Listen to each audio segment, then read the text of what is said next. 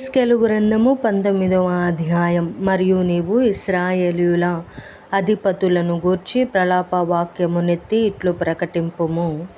నీ తల్లి ఎటువంటిది? ఆడసింహము వంటిది. ఆడసింహముల మధ్య పండుకొనెను, కొదుమ సింహముల మధ్య తన పిల్లలను పెంచెను. వాటిలో ఒకదానిని అది పెంచగా అది కొదుమ సింహమై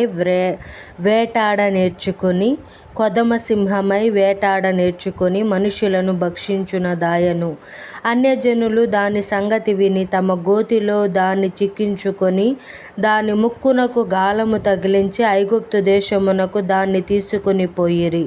తల్లి దాన్ని కనిపెట్టి తన ఆశ భంగమాయెనని తెలుసుకొని తన పిల్లలలో మరియొక దాన్ని చేపట్టి దాన్ని పెంచి కొదుమ సింహముగా చేసెను. ఇదియు కొదుమ సింహమై కొదుమ సింహములతో కూడా తిరుగులాడి వేటాడ నేర్చుకొని మనుష్యులను భక్షించునదై వారి నగరులను అవమానపరచి వారి పట్టణములను పాడు చేసెను. దాని గర్జన ధ్వనికి దేశమును అందులోనున్న సమస్తమును పాడాయెను.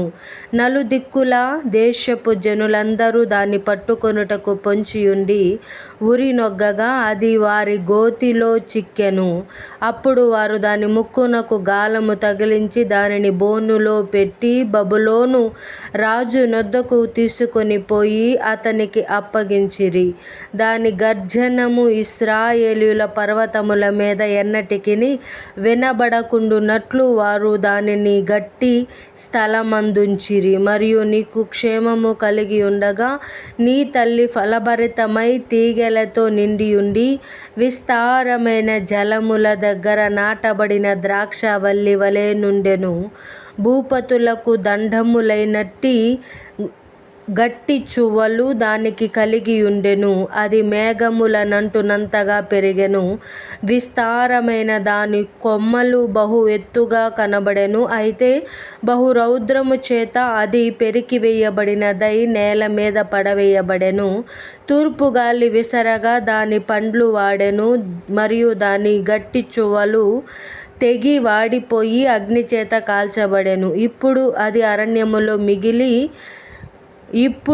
అరణ్యములో మిక్కిలి ఎండిపోయి నిర్జల స్థలములలో నాటబడి ఉన్నది. మరియు దాని కొమ్మల చువ్వలలో నుండి అగ్ని బయలుదేరుచు దాని పండ్లను దహించుచున్నది గనుక రాజదండమునకు తగిన గట్టి చువ్వ ఒకటియు విడవబడలేదు. ఇదియే ప్రలాప వాక్యము. ఇదియే ప్రలాపమునకు కారణమగును.